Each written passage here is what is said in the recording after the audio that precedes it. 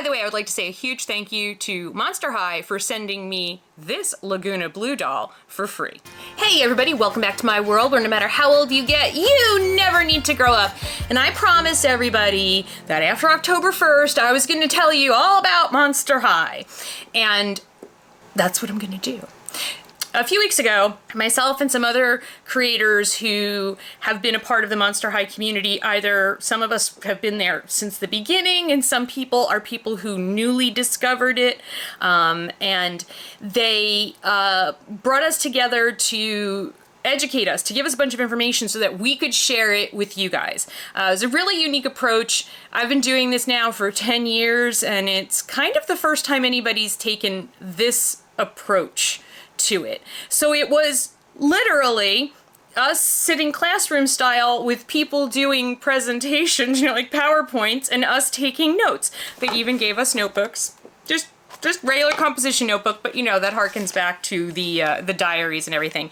So today we are going to be reviewing a Lagoona Blue, G3 Lagoona Blue, and I promise we will get this little piranha out of the box.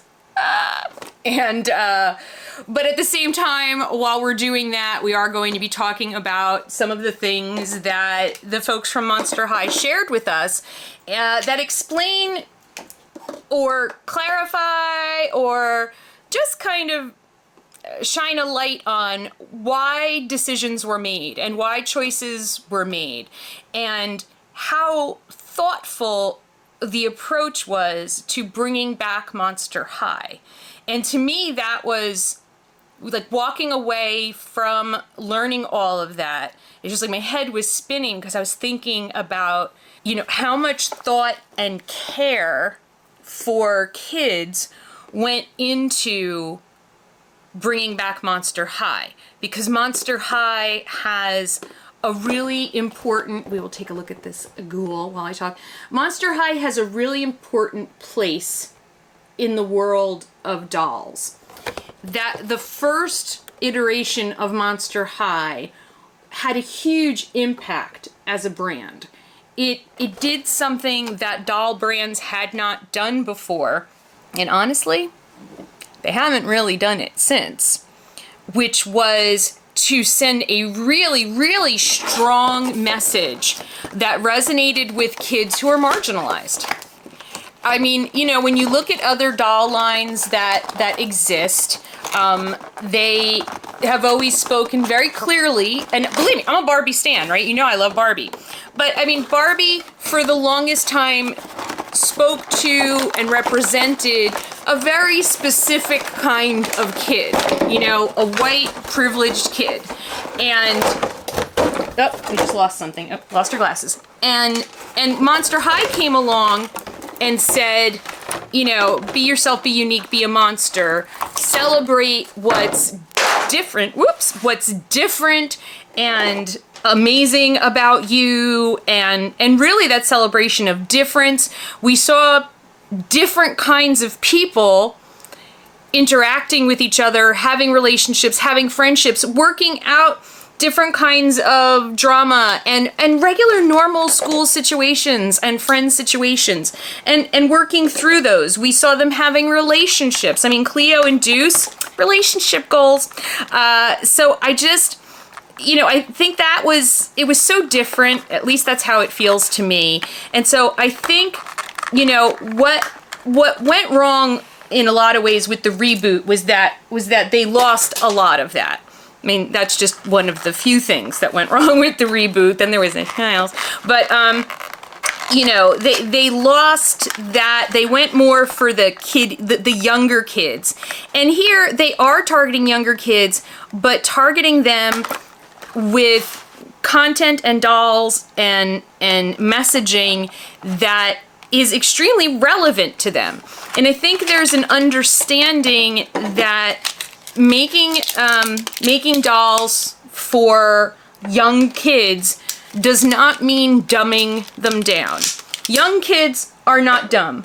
And certainly after everything that we've all been through, but everything that our kids have been through in the last 2 years, just in terms of the pandemic years, not even, the years of it's just been a very challenging time to be alive. We're going through a lot of changes, and change is hard. So I think our kids are, I think there's a recognition that children are more sophisticated than people thought, and that in terms of creating dolls for them, we can give them more complexity in a way that's age appropriate, though. Like, I mean, it's not like we're going to be, going into deep depth on psychological stuff in Monster High, but the dolls have been very thought out in terms of what will resonate for these kids and what do these kids want to see. What do they want? What do they need to feel seen and understood? And that's where, as I'm muscling her head out here, that's where the return of Monster High, the team, was coming from when they made these decisions that for OG folks, a lot of us are like, wait, what? Right now I'm like, oh, Neptuna has a big long tail. It's like, they're changes. It's okay. Change is okay. Change is hard, though. It's interesting, being a human, we are the most adaptable animals on the planet, yet we are also some of the suckiest with change. So it's just the uniqueness of the human condition. So I have gotten this little piranha out of the box. And don't worry, I am going to get into more detail on the Monster High stuff as I talk. So here she is. So this is a new reimagined Lagoona. She's, I called her pink before, but she's really coral colored. She's a light coral, and her hair is very representative of the realm that she represents. So she is from an undersea realm off the coast of Honduras. So I'm guessing warmer water, which would mean we would have more colorful life, lots of corals, funky, colorful fish. Look at her ears. I love how they just went for it with the ears, She's got fish bones. Fish bones for earrings. Okay. I'm like, is that like weird if you are a sea creature? But no, I guess that's what you eat. But then would I put a chicken bone in my ear? I don't know, maybe. I'm just thinking, overthinking it. Her hair, the actual quality of the hair, I'm not in love with. I like the colors. I don't mind the yellow. But I think as kids start to like brush this and stuff, that it's going to get like a little, I don't know. It just doesn't feel like the greatest quality hair. And she's got these cute little, it almost looks like, I think it's pearls, but doesn't it also look like roe, like fish eggs for barrettes? It's kind of cute. And then this like funky, jaggedy coral up here as a scrunchie, but it's hard plastic. And then her face. Now, I know a lot of people like are trying to take the scales off. I think the scales are cool. I happen to love when people do tattoos like on their forehead. I think that's so pretty. So I'm cool with this. Very cool with this. I'm okay with the changes to Lagoona. I really am. And in the beginning, I was not. She's still got her like blue little freckles.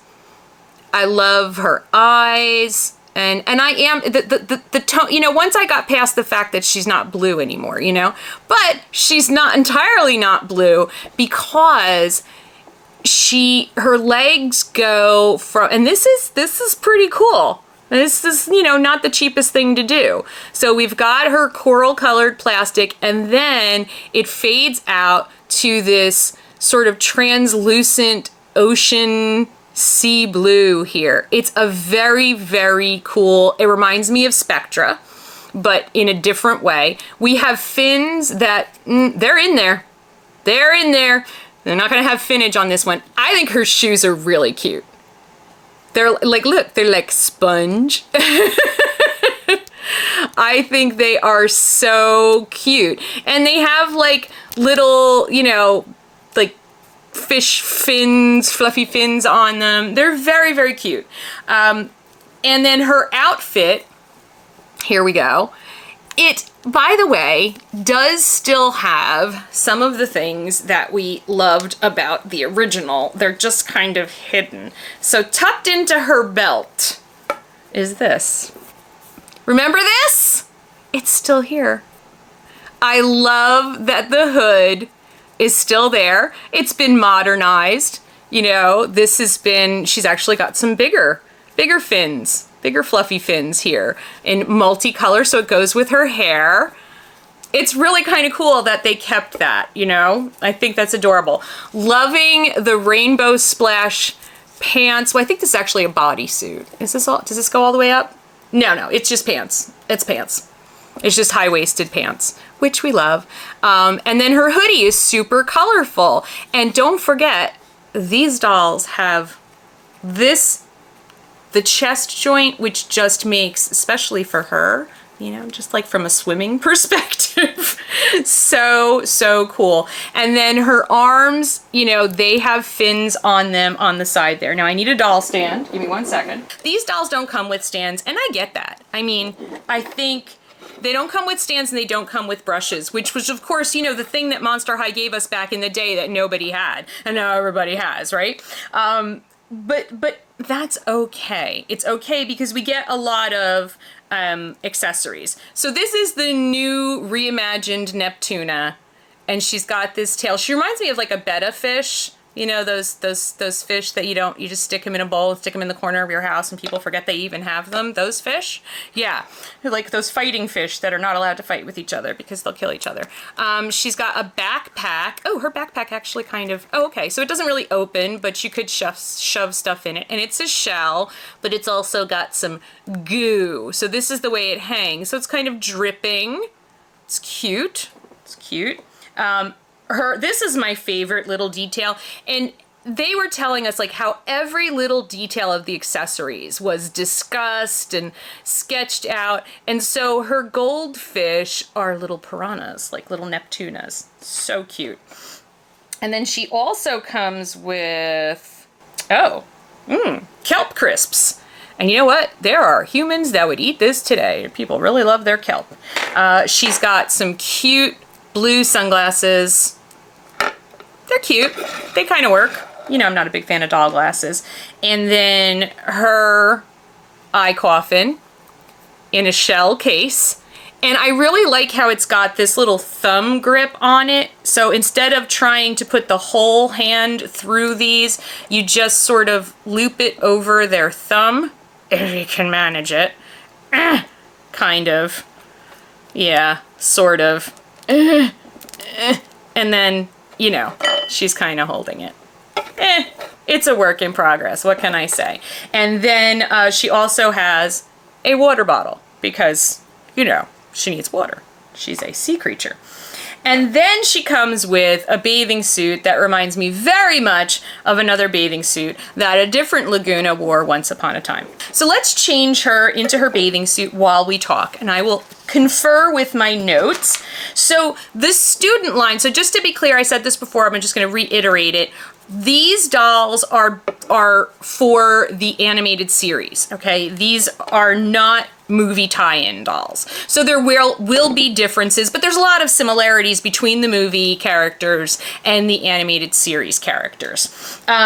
Then there is, so that's the student line, and then the alumni line, so like the Halliday doll, the Halliday Draculora, that would be considered an alumni product. So that's for, that's the old sculpts, the OG sculpts, and it's aimed more at the OG collectors, but I think that they're going to find that kids of all ages are still going to gravitate towards the OG dolls because they're really pretty and they're really cool. And I'm just going to be interested to see how that continues to play out in terms of earnings for Monster High. Just curious. I don't know if they'll break that data out for us, but it would be really cool if they did.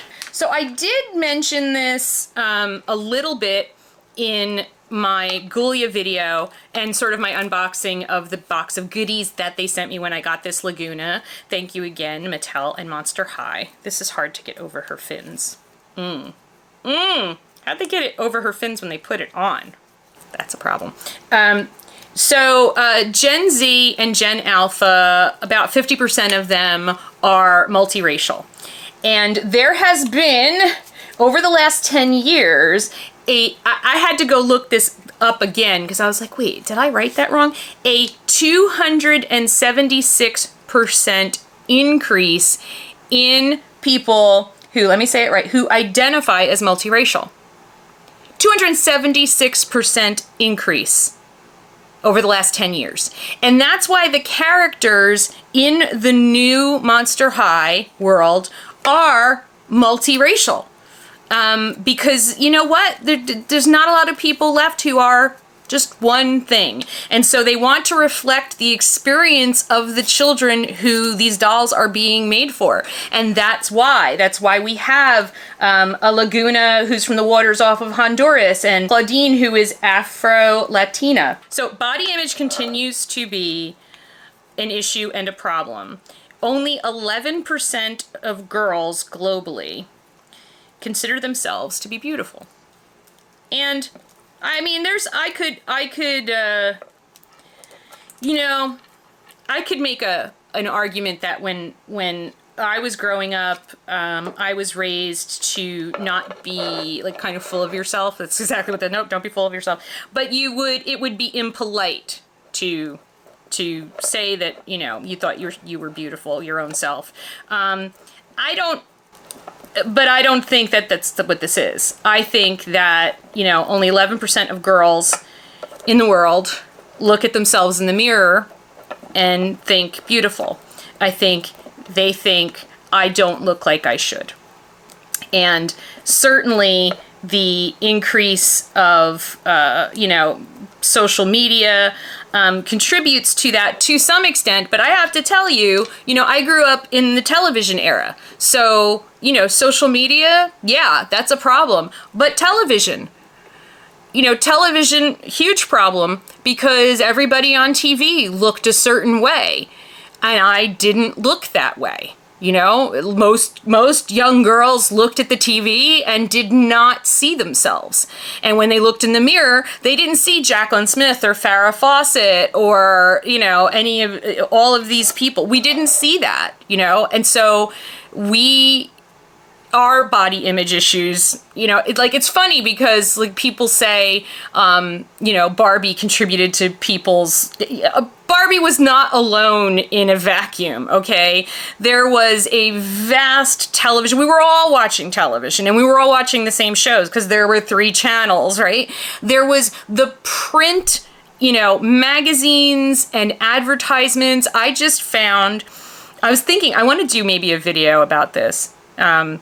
And maybe I'll do it on the other channel. But I found when cleaning out my mom's apartment, she has I think it's from 1972, issue of Cosmopolitan where Burt Reynolds posed naked.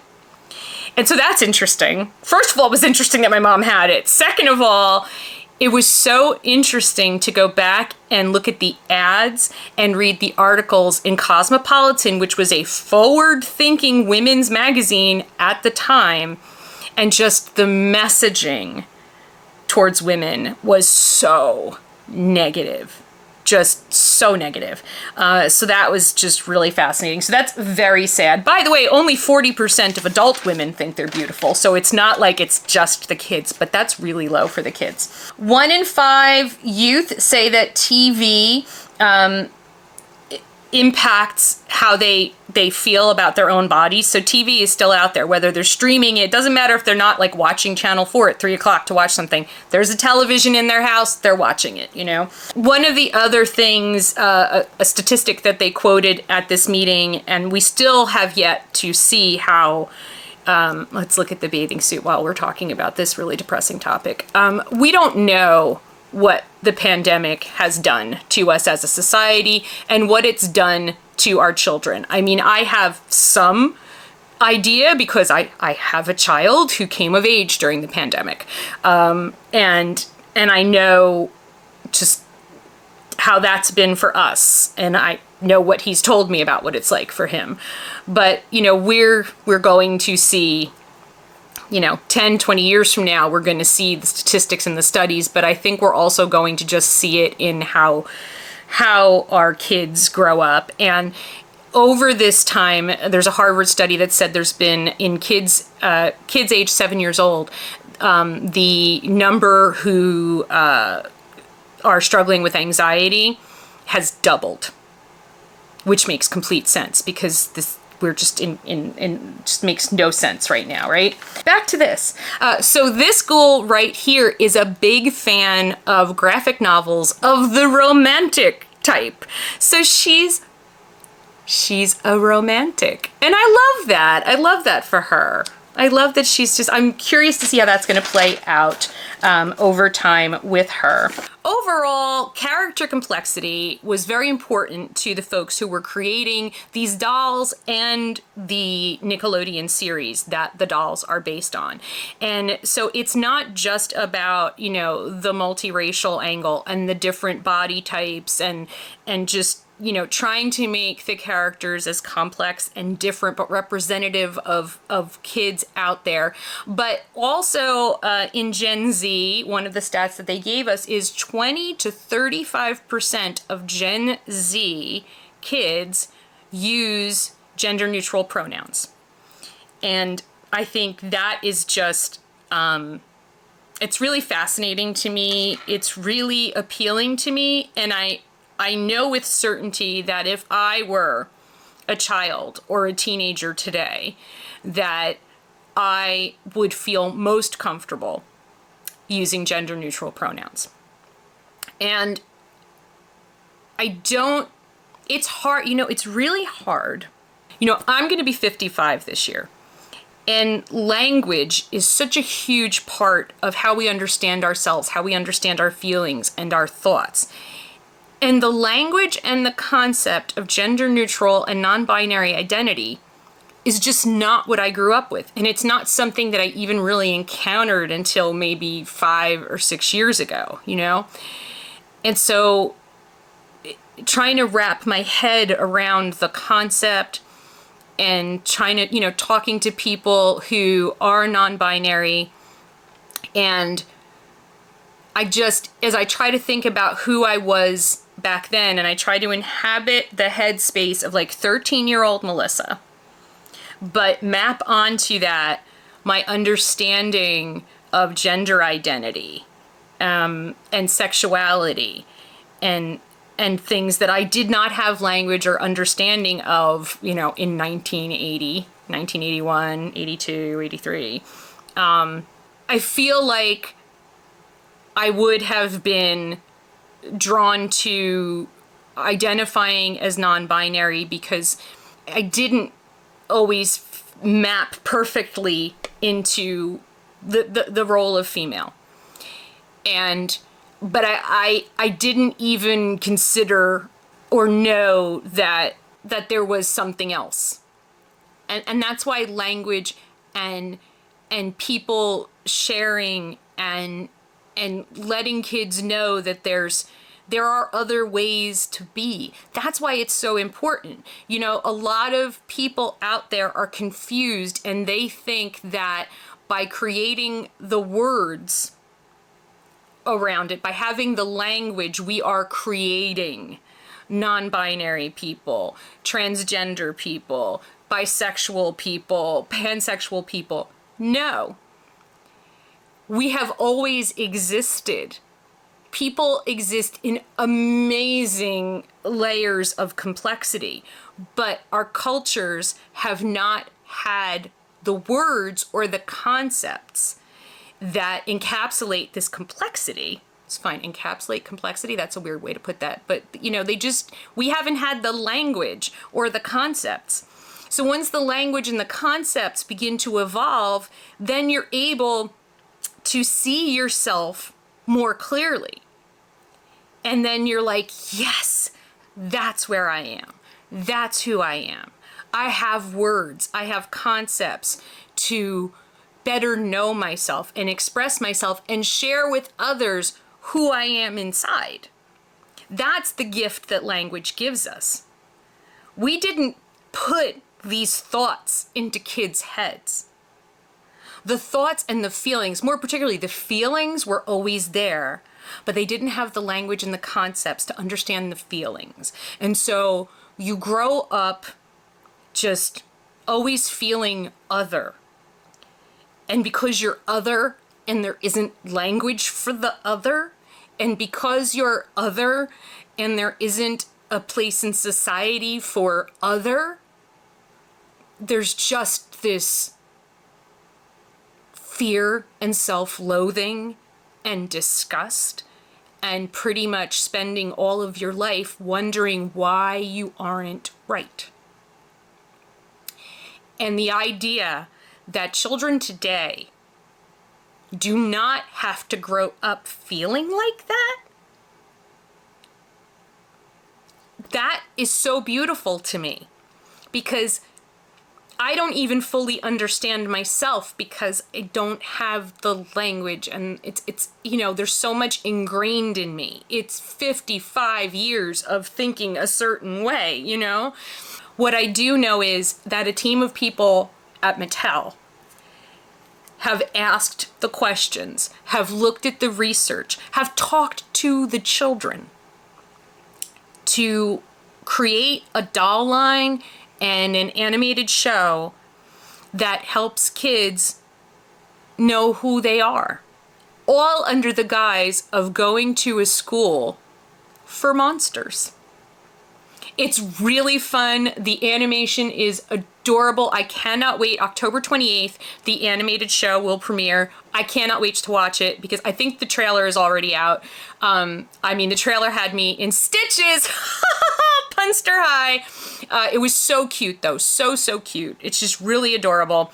I hope we get a Draculaura doll with the hat soon because I love the hat. And I know a lot of the artists, when we saw some artist renderings, a lot of them had the hat in the art. I think it's just really hard to translate that hat into a doll, and you know, the materials and making it all so it's just not like a plastic black thing on top of her head. And then the movie, which the music is literally, I have a playlist that's called Car on Spotify, and it's music I like to listen to when I'm driving around. And both of the top, you know, the Three of Us and Coming Out of the Dark, those two songs are on that playlist. I am loving those songs. I can't wait to hear the rest of the music. I know there's a song with Deuce. Is it Deuce and Lagoona or is it Deuce and Frankie? I don't know, but there is a duet, I believe. And so that's this Thursday, October 6th. I'm really excited about that. And I'm sorry this got a little heavy and in-depth about my own person, but I don't know. I think that, you know, I want to help younger people understand where older people are coming from in our struggle to understand. And, you know, a lot of us are trying. We really are trying. And in you guys sharing with us your truth of who you are, we're starting to grapple with the truth of who we are. And it's like, it's mind-bending. It really is. But it's also really cool. And I'm so happy that we're going in this direction. So again, huge thank you to Monster High for sending me this little piranha. I love her. I love this bathing suit. Is such a flashback. I love it. Love it, love it, love it. And I think she's cool. I think she's cool. You know, coral colored Lagoona is growing on me. She's not going to stay on that stand. So let me know in the comments down below what you think about Lagoona Blue, Lagoona Coral, Lagoona Blue. If you have comments or questions or things about a lot of the stuff I've shared here, please feel free to ask me. Please be kind in the comments. If I've misspoken or said anything that offends you, please understand that was never my intention. I do that a lot out of ignorance because I'm still trying to figure out the language and the concepts because it's all new to me, you know? So please be patient with me. I am under construction. And I will see you all again really soon. I was able to get my hands on the Draculaura Gorganizer on Amazon, and I can't wait to open that up because it's she's so cute. I just love Draculaura so much. I will see you all again real soon. Love you so much. Bye!